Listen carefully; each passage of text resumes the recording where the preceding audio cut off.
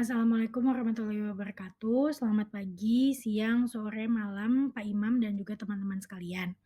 Pada kesempatan kali ini, kami dari kelompok 4 yang berisikan saya sendiri, Julia Dian Ferdinand, dan juga Dianti Pratiwi akan mempresentasikan mengenai storytelling dengan menggunakan data. Pada presentasi kali ini akan ada 3 topik lesson yang akan kami bahas, yaitu yang pertama, pictures you see with your brain, yang kedua ada evaluation framework for the visual form, dan yang ketiga ada sophisticated uses of contrast. Pada lesson pertama, yaitu pictures you see with your brain, menjelaskan bagaimana otak kita melihat suatu gambar atau data. Pada chapter ini, buku Hart menjelaskan bahwa mata kita adalah suatu tools yang hebat, tetapi ternyata bermain peran kecil dalam sistem persepsi visual. Hal ini dijelaskan dengan bagaimana mata akan langsung memberikan sesuatu gambar yang dilihat kepada otak. Dan tugas otak itu untuk memproses gambar tersebut dan mengartikan persepsi apa yang dilihat. Dengan begitu, secara tidak langsung, otak kita lah yang sebenarnya seeing atau melihat. Dari situ adalah tugas data designer saat membuat pesan secara visual untuk memikirkan bagaimana sebuah visual tersebut dapat dengan mudah diterima pada pikiran manusia yang merupakan tempat yang rumit dan juga membingungkan.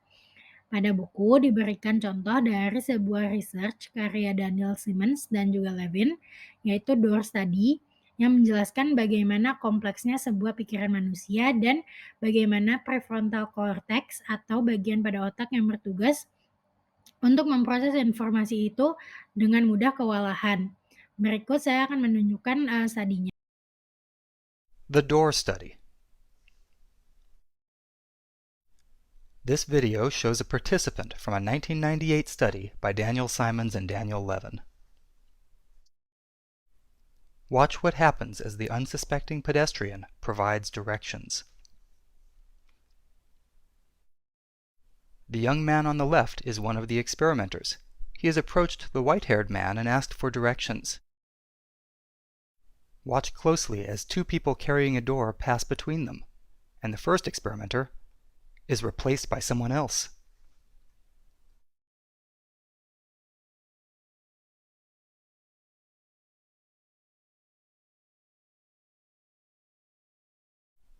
Like many of the people in this study, the pedestrian was entirely unaware that he was talking to a different person.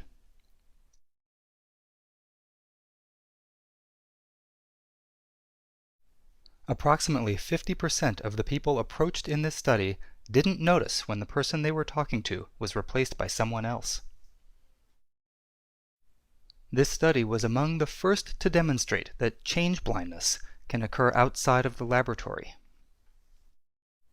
This video is from research by Daniel Simons and Daniel Levin and is copyrighted. Dilihat dari studi tersebut, sebuah researcher menghampiri sebuah subjek di taman dengan menanyakan arah pada sebuah peta. Saat subjek tersebut fokus pada peta, dapat dilihat bahwa adanya sebuah pintu yang dibawa melewati subjek dan juga researcher pertama, dan pada saat itu researcher pertama menunduk dan digantikan oleh researcher kedua. Dan subjek tersebut tidak melihat adanya perbedaan antara researcher pertama dan juga researcher kedua. Padahal subjek tersebut berbicara dengan orang yang sangat berbeda.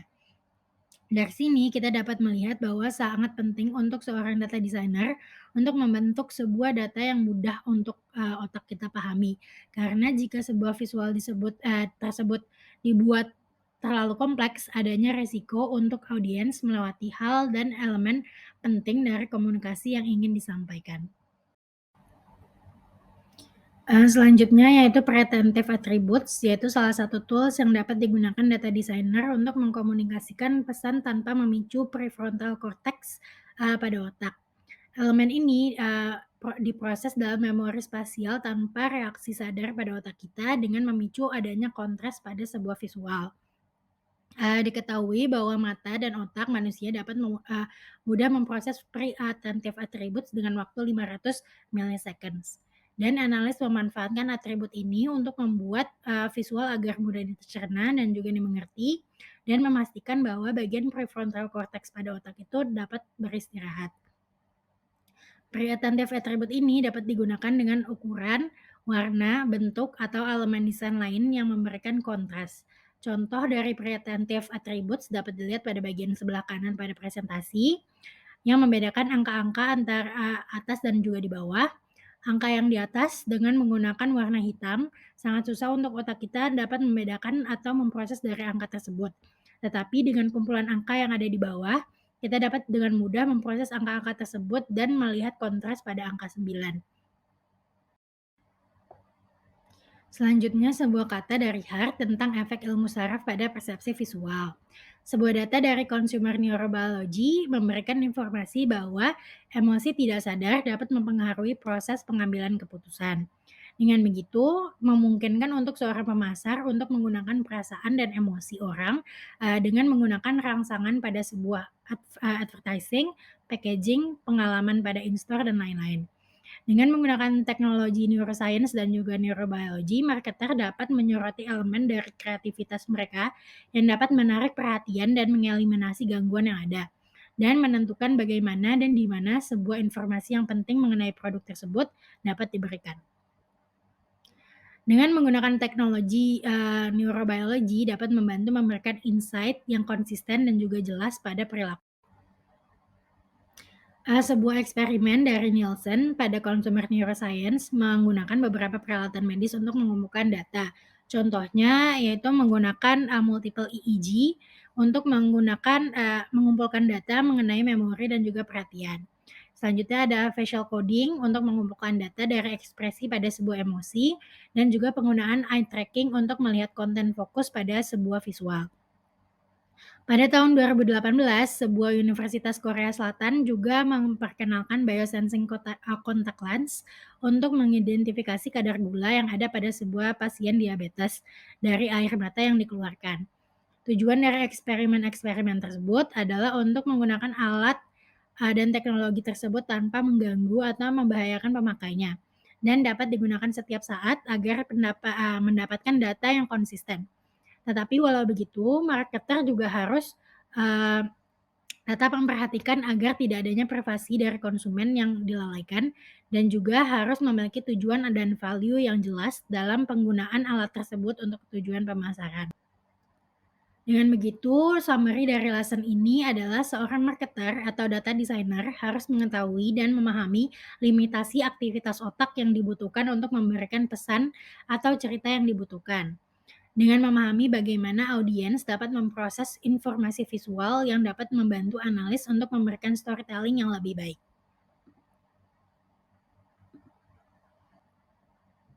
Selanjutnya, lesson kedua yaitu Evaluating Framework for the Visual Form. Pada lesson ini akan menjelaskan bagaimana untuk mengevaluasi framework yang akan dibuat menjadi sebuah bentuk visual. Mendesain sebuah data visual adalah pekerjaan yang sulit dan juga rumit. Dengan begitu, hal pertama yang harus dilakukan adalah mengetahui dan mengerti elemen apa yang membuat sebuah data visual itu bagus. Pada gambar berikut adalah sebuah grafik yang dibuat oleh McCandless untuk menjelaskan apa itu yang membuat sebuah visualisasi bagus. Dari grafik ini, McCandless mengungkapkan bahwa ide sentral yang membangun sebuah visual adalah sangat rumit. Setiap elemen harus bekerja sendiri, dan lebih penting lagi dapat menyatu dengan harmonis dalam bentuk visual yang dapat dipahami audiens. Pada grafik ini, McCandless juga menjelaskan untuk memberikan data visual yang bagus, penting untuk seorang analis menggunakan poin keahlian mereka sebagai teknisi, data strategis, dan juga desainer untuk membuat proses kreatif yang melebihi hanya bentuk visual yang cantik. Dengan menggunakan 4 komponen utama dari setiap visual, yaitu informasi, cerita, tujuan, dan bentuk visual. Keempat komponen ini harus ada dan aktif untuk memberikan visual data yang efektif.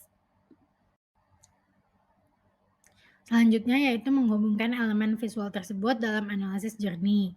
Pada buku, Hart menjelaskan bahwa grafik McCandless yang sebelumnya itu sangat berkaitan dengan marketing analytic process atau MAP yang sempat juga dijelaskan di paruh pertama. Yang pertama di sini ada goal atau tujuan, dijelaskan sebagai alasan fungsional dari data yang dikumpulkan dengan upaya untuk memfokuskan analisis jernih. Tujuan pada grafik McCandless juga dapat diartikan sebagai objektif yang digunakan untuk mengidentifikasi dan juga mengklarifikasi pada tahapan rencana MAP. Yang kedua ada information, adalah data yang dikumpulkan, data yang diharapkan akurat secara dalam dan juga kuat. Informasi adalah fokus utama dari rencana MAP. Semakin baik data, semakin baik juga visualisasi data yang akan dibentuk. Yang ketiga ada cerita, bagaimana analis membawa sebuah data yang dikumpulkan menjadi sebuah tujuan dalam bentuk cerita naratif yang membimbing audiens atau dapat disebut juga dengan insight. Cerita atau insight ini adalah outcome dari rencana MAP. Yang terakhir yaitu visual form, bagaimana sebuah gambaran akan dibangun untuk mengekspresikan cerita tersebut kepada audiens. Ini merupakan hasil akhir dari proses MAP. Selanjutnya, lesson akan dijelaskan lebih lanjut oleh Didi. Selanjutnya adalah understanding the component of visual form. Jadi dalam memahami komponen pada visual form dapat kita ketahui bahwa bentuk visual yang baik dapat menampilkan 3 hal dengan benar. Yang pertama yaitu dapat mengeksplorasi arti yang jelas dengan men-highlight atau menyoroti message yang ada. Lalu yang kedua adalah mendemonstrasikan cara penggunaan yang kontras untuk menarik minat audiens. Lalu yang ketiga membatasi distraksi melalui eksekusi yang halus. Selanjutnya adalah clear meaning, yaitu dalam mengkomunikasikan secara baik insight yang ingin disampaikan, maka perlu untuk mengikutsertakan beberapa elemen dengan efektif, yaitu elemen title, subtitle, dan visual guide lainnya. Selanjutnya adalah sophisticated use of contrast, yaitu dengan memanfaatkan atribut preatentif dalam menciptakan kontras, maka visual form yang baik dapat memisahkan data penting dari data lainnya melalui konteks visual tersebut. Oke, selanjutnya adalah refine execution. Jadi esensial elemen ketiga dalam visual form yang baik adalah refine execution. Elemen ini tuh lebih memperhatikan secara detail seperti pemilihan font yang digunakan, warna yang digunakan, dan bagaimana mengalokasikan kekosongan pada halaman. Nah, keputusan dalam menentukan desain mungkin saja tidak terlalu terasa bagi visual kita. Namun keputusan tersebut dapat mengakibatkan perbedaan antara gambar satu dengan gambar lainnya yang kemudian dapat berimbas pada efektif atau tidaknya pesan yang disampaikan pada audiens. Oke, selanjutnya adalah in summary. Jadi dalam visualisasi data, apabila terdapat satu kesalahan, maka akan berdampak atau berimbas bencana bagi data story tersebut. Nah, dalam mengevaluasi efektivitas data, maka dapat melalui framework yang memperhitungkan setiap elemen sistem kompleks datavisnya. Dan untuk mendukung kesuksesan datavis, maka analis harus memastikan kualitas dari data yang dikumpulkan, menentukan objektifnya, merancang story-nya, dan kemudian memilih visual form-nya. Nah, dalam menentukan visual form yang baik, maka diperlukan analisis yang lebih mendalam juga, begitu juga dengan evaluasinya. Nah, dapat sama-sama kita ketahui juga bahwa visual form yang bagus harus menampilkan penggunaan kontras yang baik, maknanya juga jelas, serta diikuti eksekusi yang halus pula. Oke, selanjutnya adalah lesson 3, yaitu sophisticated use of contrast. Jadi kontras ini merupakan teknik yang penting yang dapat membantu analis untuk terhubung dengan audiensnya secara instan. Nah, kontras ini memanfaatkan atribut preatentif untuk kemudian memicu reaksi di otak audiens. Hal ini dapat membantu analis untuk menyampaikan informasi tanpa menimbulkan banyak pemikiran dari audiensnya itu sendiri. Dan perhatian si audiens itu tetap terfokus akan pesan yang ingin disampaikan oleh analis. Oke, selanjutnya di sini ada size contrast. Dapat kita ketahui bahwa size objek yang berbeda dapat menarik perhatian audiens. Nah, semakin mencolok perbedaan ukurannya, maka akan semakin menarik perhatian audiens pula. Nah, contohnya di sini ada gambar yang menunjukkan perbedaan dengan perbedaan ukuran pula antara waktu yang dihabiskan oleh orang dewasa di Amerika dalam menonton televisi setiap tahunnya, yang ditunjukkan oleh kotak biru berukuran besar di samping kiri, dan di samping kanannya itu ada kotak biru kecil yang menunjukkan jumlah waktu yang diperlukan dalam membuat Wikipedia. Selanjutnya adalah color contrast, yaitu dengan menggunakan color contrast itu merupakan hal efektif dalam menarik perhatian audiens. Nah, menggunakan banyak objek dengan berbagai warna dalam suatu bagian kemudian dapat menunjukkan bahwa setiap objek tersebut memiliki keunikannya masing-masing. Nah, pemilihan warna pada suatu gambar itu juga dapat membantu gambar tersebut agar lebih mencolok atau lebih pop pada halaman tersebut. Apabila analis biasanya menggunakan mute color atau seperti warna abu-abu pada background suatu bagan, maka sebaiknya analis itu mengundang perhatian audiens dengan menggunakan warna vibrant pada elemen-elemen penting tertentu, seperti yang ditampilkan pada gambar tersebut. Selanjutnya adalah shape contrast. Jadi sama dengan penggunaan size dan color contrast, shape contrast juga dapat digunakan untuk menarik perhatian audiens. Nah, perbedaan bentuk tersebut dapat membantu untuk mengkomunikasikan bahwa setiap elemen tersebut tuh memiliki keunikannya masing-masing atau menyimbolkan hal-hal tertentu. Nah, icon adalah bentuk shape contrast yang sangat efektif dikarenakan audiens tuh dapat memahami bahwa setiap icon tersebut mewakili elemen yang berbeda pula. Contohnya di sini dapat kita lihat terdapat setiap icon untuk kategori data yang berbeda-beda pula. Selanjutnya di sini ada contrast, yaitu kontras yang dibuat menggunakan kotak-kotak, keterangan, anotasi, dan atribut preattentif lainnya yang digunakan untuk membedakan item secara visual. Nah, tujuannya itu sama dengan kontras-kontras lainnya, yaitu untuk menarik perhatian audiens. Di sini contohnya ada chart dari LumaScape mengenai investment bank. Jadi LumaScape ini merupakan contoh teknik yang efektif dalam penggunaan kontras.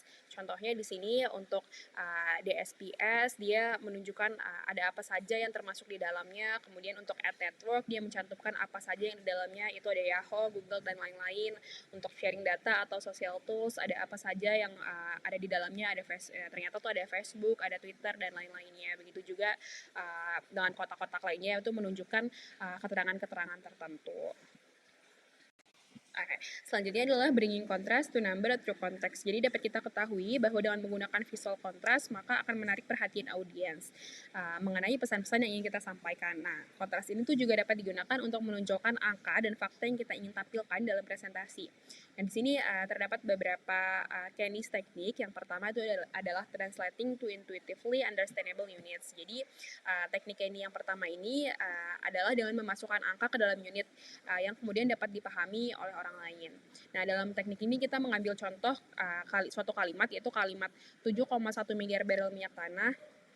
Nah, kemudian kalimat tersebut diparafrase ke kalimat baru menjadi orang Amerika tuh menggunakan cukup minyak setiap harinya untuk membuat 36 miliar botol plastik. Nah, di sini analis tuh masih menggunakan satuan miliar atau angkanya dan belum menyatakan mengenai penggunaan minyak mentah tersebut dalam skala besar.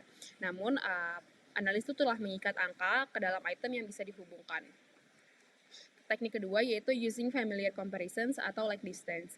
Jadi dalam kalimat 7,1 miliar tadi, kemudian pada teknik ini diparafrase menjadi suatu kalimat, yaitu kalimat yang berbunyi seperti setiap hari orang Amerika menggunakan cukup minyak untuk 39 kali perjalanan ke matahari dan kembali lagi ke bumi. Nah, kalimat tersebut tuh dapat dipahami mengenai penggunaan minyak yang cukup banyak dengan mengibaratkan seperti perjalanan dari bumi ke matahari dan kembali lagi ke bumi, sehingga dapat dimengerti bahwa jaraknya sendiri sangat jauh. Selanjutnya teknik ketiga yaitu using familiar comparisons atau like time, yaitu dengan menggunakan teknik ini kita dapat memparafrase kalimat 7,1 miliar tadi menjadi hanya dalam 2 menit orang Amerika menggunakan 1 juta galon minyak. Nah, audiens sendiri tuh dapat memahami bahwa 2 menit itu adalah waktu yang sangat singkat, sehingga menyatakan bahwa kita menggunakan 1 juta apapun nih kalau dalam 2 menit itu tuh mengekspresikan bahwa ukuran yang sangat besar gitu, sehingga dapat dipahami oleh audiens tuh penggunaannya tuh sangat singkat dalam skala yang besar gitu. Teknik selanjutnya adalah making it personal. Jadi kalimat 7,1 miliar tadi dipersonalisasi dan diparafrase seperti kalimat yang ini. Dalam setahun, satu keluarga Amerika pada umumnya menggunakan 70 barel minyak. Nah, teknik ini tuh kemudian menyajikan angka dengan cara yang bermakna gitu. Nah, sementara orang mungkin tidak tahu seperti apa sih 70 barel minyak ini. Nah, teknik ini membawa angka tingginya konsumsi ke tingkat pribadi yang akan lebih mudah dipahami oleh audiens. Nah, teknik terakhir yaitu finding the moral dimension. Yaitu dalam kalimat 7,1 miliar tadi, kita kemudian membentuknya menjadi suatu konteks yang kemudian bisa menimbulkan tanggapan emosional. Contohnya seperti kalimat ini ya. Dalam waktu kurang dari 4 dekade, persediaan minyak dunia yang terbatas akan hilang selamanya. Nah, sebelum menggunakan pendekatan ini, tetapi seseorang analis tuh harus memiliki pemahaman mengenai bagaimana sih perasaan audiens tentang subjek tersebut untuk meminimalisir resiko yang menyinggung orang lain. Oke, selanjutnya adalah a word on the importance of sketching visual. Jadi sebelum analis menentukan seperti apa sih data itu ingin ditampilkan pada audiens atau bagaimana sih data ingin diceritakan pada audiens, maka analis tuh cenderung membuat sketsa terlebih dahulu. Nah, sketsa yang digambarkan merupakan kegiatan eksplorasi kontras yang dilakukan oleh analis dan hanya dibatasi oleh kreativitas si analis ini sendiri. Nah, hal ini tuh merupakan cara yang efektif sehingga dapat lebih efisien saat mendesain visual dan menyampaikan cerita mengenai data tersebut. Baik, sekian presentasi dari kami. Kurang lebihnya mohon maaf. Terima kasih. Assalamualaikum warahmatullahi wabarakatuh.